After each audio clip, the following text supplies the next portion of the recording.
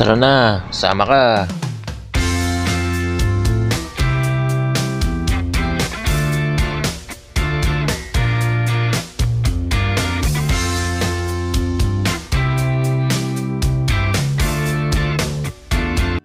Eto na nga guys, samahan nyo ako sa panibagong araw ng ating paglalakbay. Kala mo naman talaga paglalakbay no? Nakautusan lang naman tayo. Bumili doon mga frozen food, paninda. Buti na lang lagi natin kasama si Elok. Ay, baka Elok yan, Yamaha. Baka naman, lagi natin kasama yan sa hanap buhay. Guys, samahan nyo ako kasi mamalengke tayo ngayon.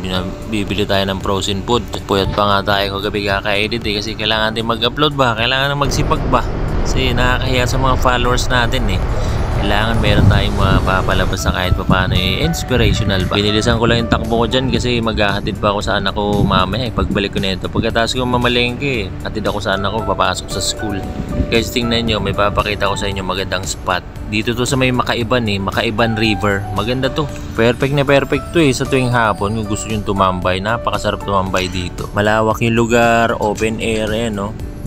Ganda ng ilog na yan guys. Tapos sa gilid yan meron mga nagtitindang isda, tilapia, hito, dalag. Diyan mismo nang galing yan. Ma-amaze ka kasi maganda yung lugar maliwalas. Lalo na kung hapon trip yung tumambay. Dala ka lang ng dyan, foldable chair, okay na. Tapos may hawak kang kape.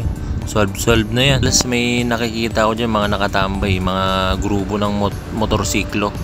O kaya naman kotse. Meron dyan paghapon minsan. Huwag nga lang pala kayong pupunta rito guys sa Makaiban River pagka maulan kasi yung tulay na yun naabot ng bahayan Lumulubog yan, lumulubog.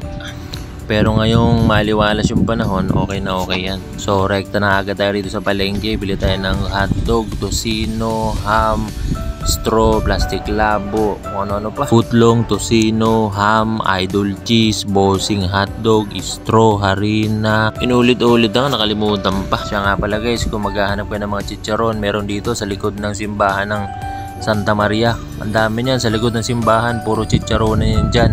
Sa mga naghahanap ng mga chicharon pampenta, panalo yan, swak sa budget. Ayun, rekta na uwi. Pas-pas na naman kasi maghahatid sa anak ko. Pagkatapos maghatid, diretso biyahe na naman tayo guys. Gumigaywang yung puwit ng motor ko. Ang dami kasing frozen food, medyo mabigat din. Sana mabigyan tayo kahit kaunting tubo. Shoutout nga pala sa followers ko dyan. Oo, ikaw nga. Medyo alam kong nahihirapan ka na. Alam ko rin naman na marami ka rin sinasakripisyo. Napapagod na rin yung katawan lupa mo at isip at mga damdamin mo.